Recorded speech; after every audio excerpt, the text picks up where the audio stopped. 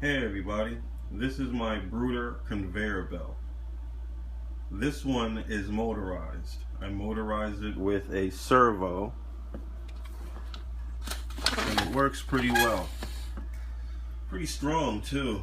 Had to do some modifications.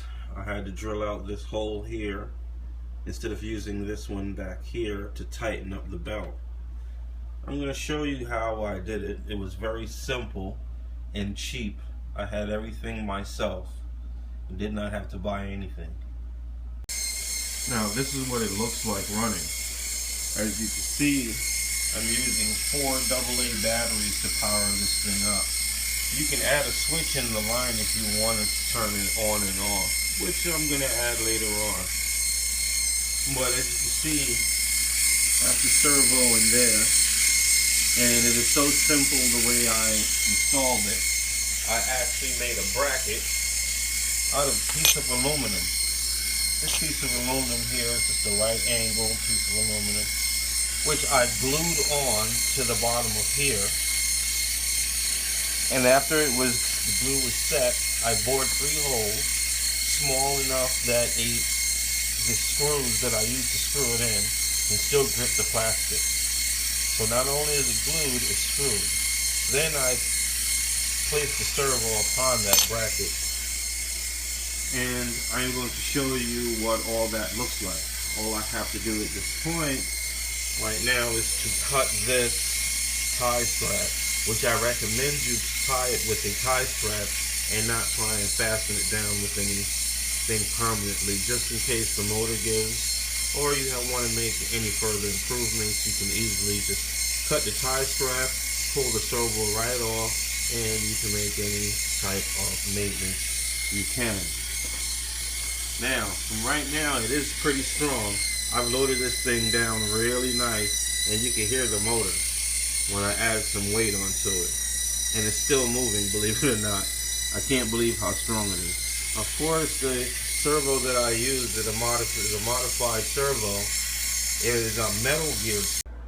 Now the last time I tried to explain this thing was making a racket and he couldn't hear what I was saying. But as I take this off, you see how simple it is for me to remove this servo. And I'm just going to give a little wiggle and pull, and it's as simple as that. A little dust, never mind that. But this is simply a metal gear servo with modified, meaning continuous rotation. And this actually is a nut that holds on the tire to another one of my RCs. I believe this might have came off of the Traxxas vehicles, which is a little larger than the usual RC cars. As you can see in here, that's where that fits. And this just so happened to fit in there perfectly, where it fits inside these little grooves here, and it locks in pretty tight and turns this thing pretty well. As you can see, the mount here is just simply this, which I placed here. I glued on first, then drilled the holes. But how I got this on there correctly, first I got this in there. There you go. Then I glued this on underneath it. Then I removed the servo again after the glue has dried. Screws. Simple. Put this back in. Nice and tight in there. Make sure it's shoved in there well. Zip ties. Take your zip ties.